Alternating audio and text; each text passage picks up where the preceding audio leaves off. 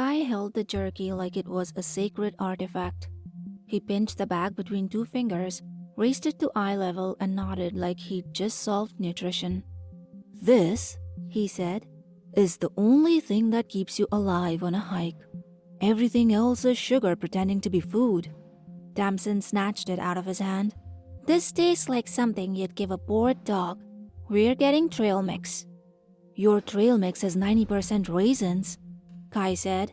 "Raisins are lies." "They're carbs," she said. "Carbs keep you moving."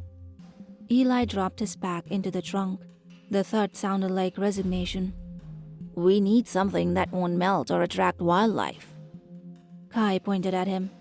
"Protein bars? Really? They're the saddest food on earth." "They work," Eli said. Tamsin crossed her arms. "So does not eating drywall." Kai groaned. "Fine, let's starve." I grabbed a random bag of mixed snacks and tossed it into the trunk. "We're not starving. We're leaving. Get in." Kai grinned like he'd won something. Tamsin muttered, "Tyrant."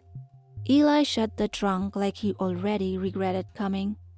They argued about who would ride shotgun, and it was decided by a long game of rock, paper, scissors. I was driving, Eli in the front passenger seat, and Kai and Tamsin in the back. Kai leaned forward between the seats before I even pulled out of the parking lot. His breath hit my shoulder. "So, Rhea, on a scale of 1 to 10, how mad will you be if this cave is actually just a drainage pipe?" 11, I said. Tamsin hit his knee and shouted, 12. Eli didn't look away from the window. "If it's a drainage pipe, I'm turning around and going home." Kai held up a finger. "Optimism, that's what we're missing." "No," I said. "What we're missing is you not touching my shoulder while I'm driving." Kai pulled his hand back, grinning. Tamsin snorted. "What we're missing is his impulse control." Kai shrugged. "Impulse control is for people who don't find caves." "You didn't find it," she said. "You found a PDF." "A vintage PDF," Kai said. Eli sighed. "That's not a thing." The road narrowed into backwoods gravel. The car rattled like it was trying to shake us off. Kai narrated every tree like he'd planted them. Tamsin countered every claim. Eli watched the terrain like he was mapping exits. I kept my hand steady on the wheel. "If we die because of a PDF, I'm haunting all of you," I said. Kai laughed. "See? Optimism." When we arrived, Kai jumped out before the car stopped. He spread the map across the hood. The paper was creased and water-stained. The contour lines blurred like someone had dragged a thumb across them. "Entrance is here," he said. "Survey team marked it years ago. Nobody updated it, which means we're basically the first ones in." Tamsin leaned in. "Or it means the cave wasn't worth updating. This looks like something from a conspiracy forum."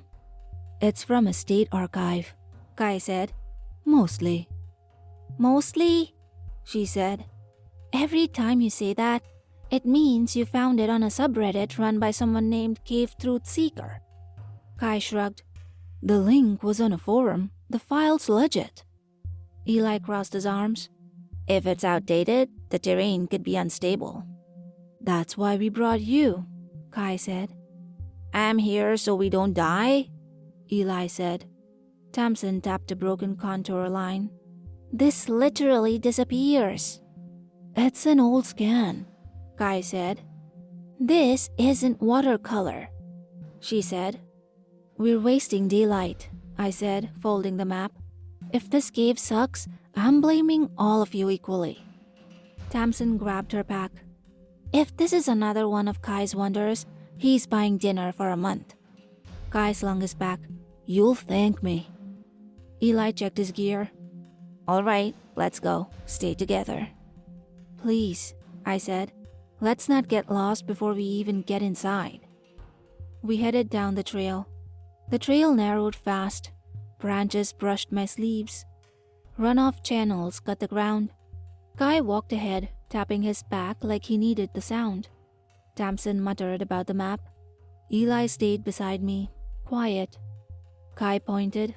There! Look! I see the entrance! The cave mouth sat between two slabs of stone, low and wide. The edges looked sharp, like the rock had cracked recently. No moss, no weathering, just a dark opening. Tamsin stepped closer. Okay, this looks promising. Eli crouched by the packs first. He always did. He checked his headlamp with a short click, then pressed the casing with his thumb to make sure it wouldn't rattle loose. The beam held steady. Check your lights, he said. Kai flicked his on and swung it around like he was hosting a game show. Bright enough to blind God. Tamsin shielded her eyes. Point it at the ground, genius. I tested mine. The switch stuck for a second before the beam snapped on. The light cut a thin line across the stone. Good enough. If mine dies in there, I'm leaving all of you behind, I said. Kai gasped dramatically. Ow, Rhea, that's harsh. It's realistic, I said. Eli moved to boots next. He pressed the sides of Kai's boots, checking the laces. These are loose. They're fine, Kai said. They're not, Eli said, tightening them with quick, practiced pulls. Tamsin rolled her eyes but lifted her foot when Eli tapped her ankle. He checked her tread, then mine. The gravel shifted under us while he worked, small stones grinding under his palm. Last thing we need is someone slipping, he said. Kai stretched his arms out. We're not climbing Everest. No, Eli said. We're going underground. Worse. Tamsin zipped her jacket up to her throat. Layers, it's colder in caves. Kai tugged his zipper until it caught under his chin. Happy? Not even close, she said. I pulled my sleeves tight and zipped my jacket. The fabric rasped against itself. The air already felt cooler near the entrance. Okay, I said. If anything moves in there that isn't one of us, I'm leaving Kai behind first. Kai clutched his chest. Betrayal. Eli checked his own gear last. He pulled his jacket closed, tightened the straps on his back, then tapped each of our shoulders once. Stay together, he said. Seriously, I said. No wandering, no exploring, no vintage PDFs guiding your life choices. Kai grinned like that was optional and ducked inside. Tamsin followed. Get in line, I said, stepping after her. Eli looked at me. Stay close. I'm glued to you, I said. We stepped inside. The temperature dropped. Stone shifted from rough to smooth. Our headlamps cut thin lines through the dark. The tunnel sloped downward. Kai kept moving. This is sick. Look at this place. Slow down, Tamsin said. You don't know what's ahead. Kai, seriously, wait, I said. I can't see your damn feet. Watch the ceiling, Eli said. Those ridges aren't stable. Great, I muttered. Love unstable ceilings. The tunnel bent left, then right. The stone changed texture again. Then it narrowed. The ceiling dipped. The walls pressed in. Quartz flecks flashed in our lights. This doesn't match the map, Tamsin said. Kai snorted. Maybe the cave changed. Caves don't change, I said. People get lost. Guess which one we are. Focus, Eli said. Ceiling drops again. Rhea, stay close. I'm not going anywhere, I said. Just don't stop moving. We crouched, then crawled. Palms scraped cold stone. The air felt tight, like the space didn't want us there. At least it's not muddy, Kai said. Give it time, Tamsin said. You'll find a way to make it worse. If a spider lands on me, I said, I'm burning this cave down. The crawl space stretched long. My shoulders burned. My knees ached. The stone under my palms shifted from rough to polished, like something had worn it smooth. Why is this part so smooth? Tamsin asked. Airflow, water, repeated contact, Eli said. Contact with what? She asked. He didn't answer. Nope, I said. If you know, don't tell me. Guy's voice brightened. Hey, it opens up. Told you this was worth it. He was right. The ceiling lifted, the walls widened. We stood in a chamber. Dust drifted in slow spirals. The floor sloped toward a darker passage. Tamsin brushed grit off her knees. Better. Still creepy. Creepy is an upgrade from crawling through a throat, I said. Kai turned in a circle. Awesome! This is like a movie set. Eli checked the ceiling. Don't touch anything you don't have to. Kai, I said, that means you. Hands in your pockets. Kai ignored him and dug into his pack. Kai, Tamsin said. No, seriously. I didn't eat breakfast, he said. I'm grabbing jerky. Can you eat when we're not inside a rock coffin? I asked. You're impossible. Food smells scary in caves, Eli said. It's sealed, Kai said. Tamsin glared. That word again. You don't know that. Kai ripped the bag open. The sound echoed through the chamber. We all stopped staring at him. Kai, seriously, stop, I said. That echoed like a gunshot. Kai, Eli whispered. It's not smart, buddy. It's just jerky, Kai said. Something answered from the next tunnel. A grunt, a scrape, with something heavy shifting. Tamsin grabbed my arm. Tell me you heard that? I did, I said, breath tightening. Probably rocks, Kai said, but his voice wavered. No, Eli said. It was movement. Another scrape, but closer. Put it away, Tamsin said. Kai shoved it into his back, hands shaking. Okay. Then it stepped into our lights. It stood too tall for the space. Its body stretched thin under gray skin pulled tight over ribs. The torso looked unfinished, like the frame underneath didn't match the shape it was trying to hold. Its shoulders sloped forward, giving it a hunched, searching outline even when it didn't move.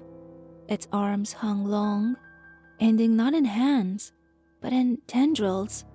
They dangled in loose coils until they twitched, then tightened in fast pulses, each pulse making a faint, wet click.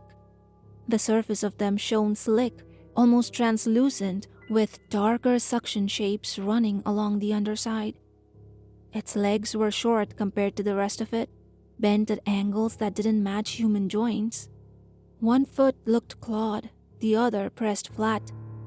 The head looked almost human until the seam under its chin opened. The false face stayed still, while the seam split with a soft tear.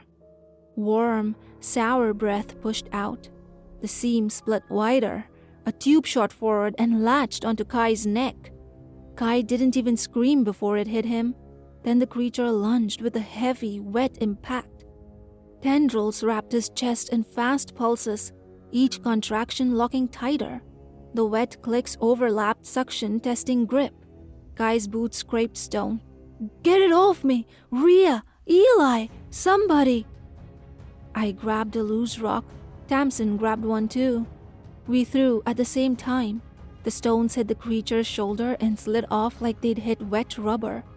Tamsin dropped to her knees and tried to wedge her hands between the coils and Kai's chest. The tendrils contracted again, faster. She jerked back like she'd touched something live. I slammed another rock against his arm. The impact thudded against my palm more than the creature. It didn't react.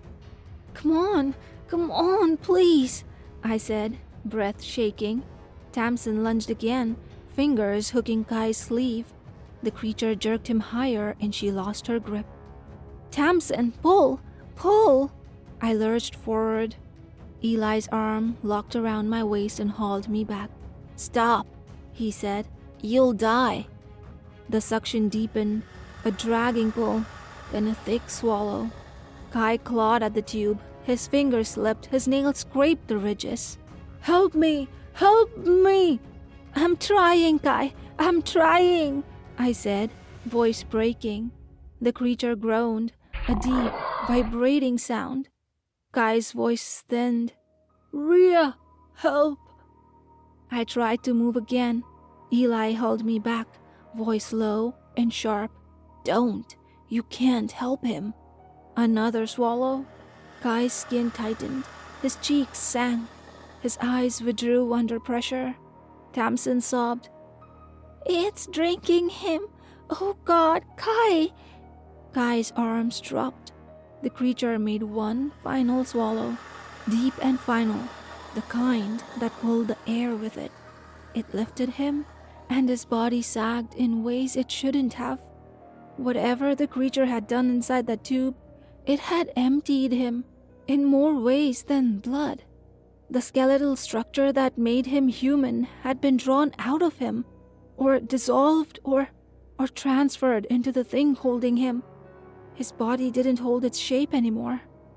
The skin sagged in places where bone should have kept form. His legs bent wrong, soft at the joints.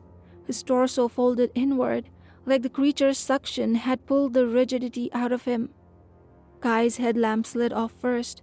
It hit the stone with a dull clack and rolled in a slow circle. His boots followed, dropping from his feet like they'd been hanging on by habit instead of structure. The creature adjusted its grip. Kai's arm swung loosely, boneless, the sleeve collapsing around it. Tamsin choked on a sound that wasn't a word. "Oh God, Kai." "We have to move," I said, voice shaking.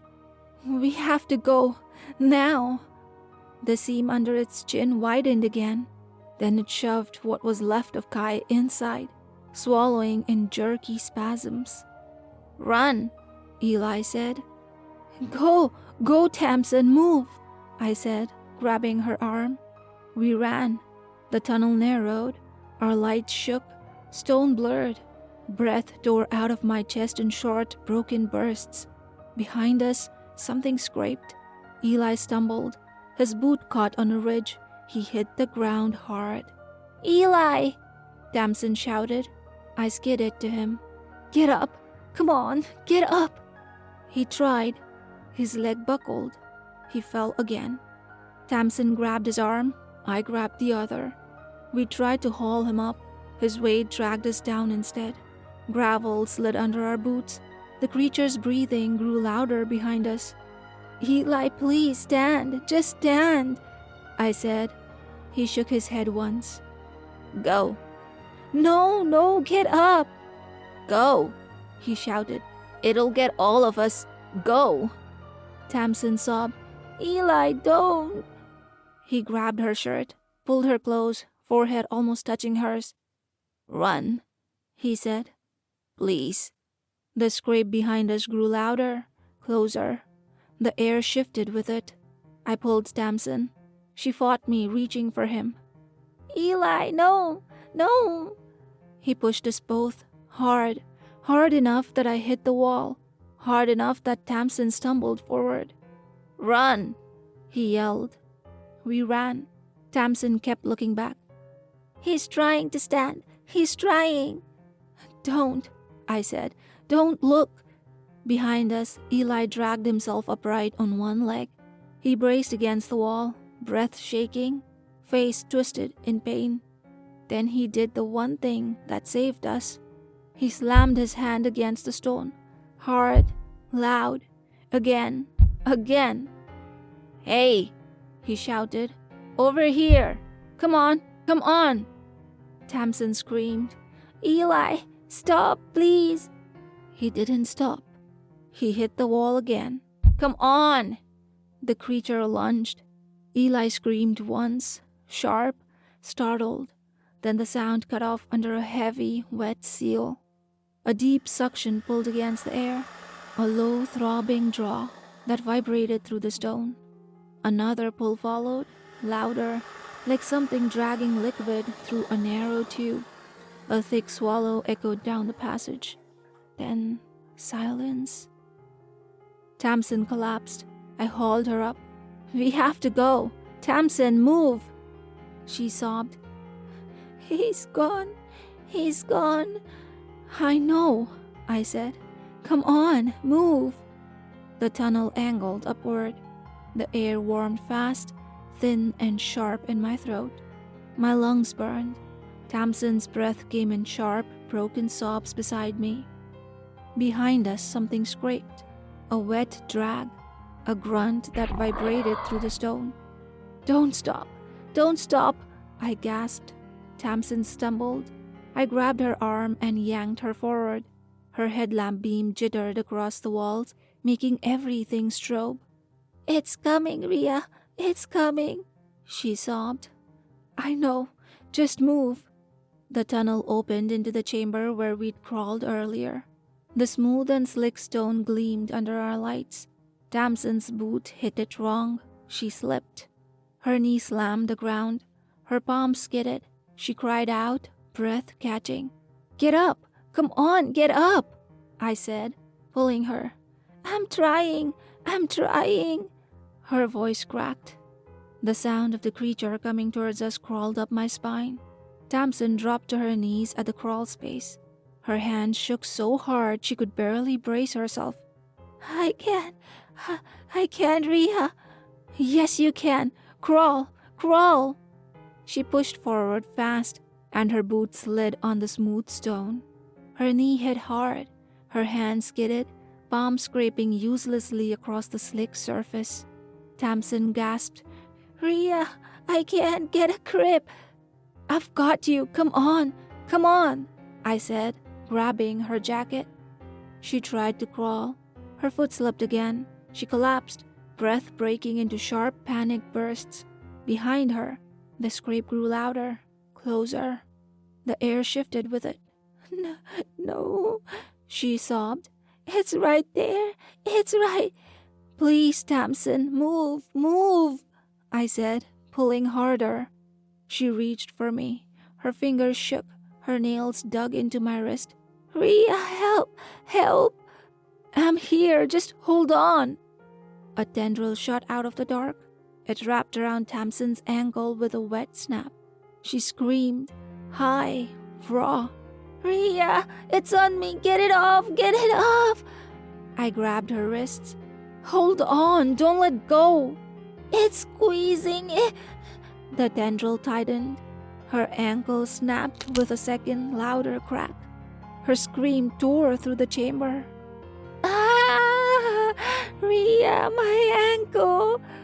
"I'm trying, please, I tried with all my strength to pull her up, but the creature's hold was strong. The creature moved behind her, tall, thin, ribs showing through gray skin. Its two long arms hung low, tendrils twitching in fast pulses. The false face stared past her. The seam under its chin widened. Warm, sour breath hit her back. "It's climbing. Ria, get it off, please. Keep your hands on mine. Don't let go. Don't. It's pulling me." The tendril twisted. Her femur gave way with a deep, sickening crack that echoed through the cave. Tamsin screamed again, breath breaking apart into fragments. "Ria, please. I'm sorry. I am so sorry," I said, voice shaking so hard the words barely formed. She tried to drag herself forward with her arms, elbows slipping on stone. The creature lifted her by the ruined leg. "Ria!" she gasped, reaching. I lunged, grabbed her wrist, but the tendril jerked her back. Her fingers slipped, her nails tore. The creature lunged. I screamed her name. Her hand tore out of mine. The creature dragged her into the dark. Her scream cut off under a wet, sucking sound. Then silence. The scream ripped out of me before I knew I was making it. My hands were still reaching for her even after she was gone. Fingers curled like they could drag her back through solid dark. Then my body moved. I didn't decide to run. My legs just fired. Stones scraped under my boots. My shoulder hit the wall. My headlamp swung wild arcs that made the tunnel strobe. I sobbed, breath tearing out of me. My lungs seized. My chest felt like it was folding in on itself. Every inhale came in sharp, broken gasps. The creature was still on my tail. Don't look, just move," I whispered, voice shaking so hard it barely sounded like words. The crawl space appeared ahead. I dropped to my knees so fast they slammed the stone. Pain shot up my legs. My palms skidded. I shoved myself forward, elbows hitting rock, ribs scraping the narrow walls. "Please, please, please," I whispered. Get out, get out, get out." The stone felt like it was squeezing me. My foot slipped. I kicked hard, boots scraping for traction. My breath broke into a sob. A wet drag echoed behind me. No, I whispered, crawling faster, nails scraping stone. Don't be close, don't be close." The tunnel widened. My headlamp beam hit the mouth of the cave, a thin slice of daylight. Go, go, go, go," I gasped. I lunged. I burst out of the cave and hit the ground hard. Wet leaves cushioned nothing. The sunlight stabbed my eyes. My lungs locked. I rolled onto my back and stared at the sky like it wasn't real. "No birds," I whispered. "No wind. Just my heartbeat slamming against my ribs." I pushed myself up. My legs wobbled. My vision tunneled. The tree swayed even though the air didn't move. I staggered forward. My boots slipped on leaves. My breath wouldn't settle. Every shadow between the trees looked like something waiting to grab my ankle. "Don't stop," I whispered. "Don't stop." The trail twisted. My headlamp bounced against my chest with every step, the strap digging into my collarbone. My hands shook so hard my fingers felt numb.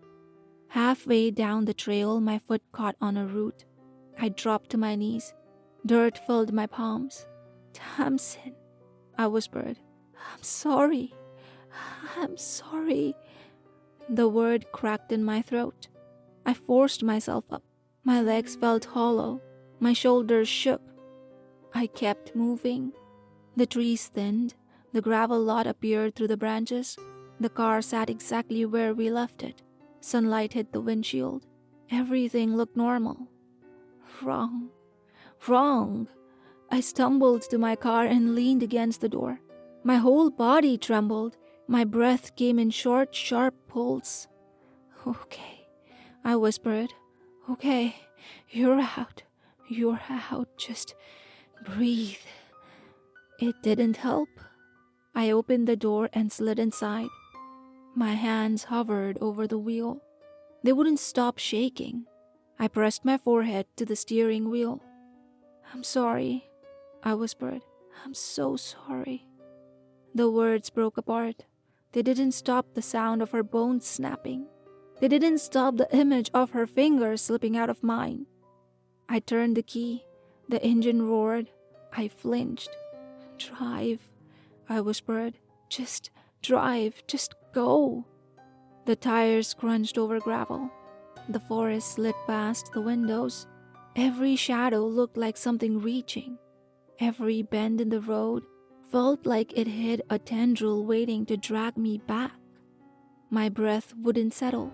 My chest felt tight and my fingers locked around the wheel until they hurt. Halfway down the road, I had to pull over. My vision blurred. My throat closed. I couldn't breathe right. I pressed my palms to my eyes. "They're gone," I whispered. "They're gone. The words didn't feel real. None of it felt real. The sunlight through the windshield felt wrong, like it didn't belong to the same world I'd just crawled out of. I tried to breathe. It came out in short, broken gasps. "Tamsin," I whispered. "Eli, Kai." Their names felt heavy, like stones in my mouth. I leaned back in the seat and stared at the ceiling. My heartbeat thudded in my ears. My hands wouldn't stop shaking. Her voice echoed behind my ears. Not words, Just the way she said my name, the way her fingers slipped. I won't forget. I whispered, I won't. I won't. I put the car back in gear and drove. The forest disappeared behind me, but the cave didn't. It stayed right there, under my skin, breathing with me. I hope you guys enjoyed this story. This creature featured in the story was something out of my imagination, and I am so grateful to Shadow Thread Stories who wrote a story to bring it to life. I really enjoyed working with him on the story, and I really enjoyed drawing this image. This is the first time I also thought I should record myself drawing and just have it as a background for my videos instead of just putting them as a still image. I think that would just be some variety in the visuals on my channel. Do you guys prefer this, or would you still just prefer to see a still image of the final completed drawing going forward?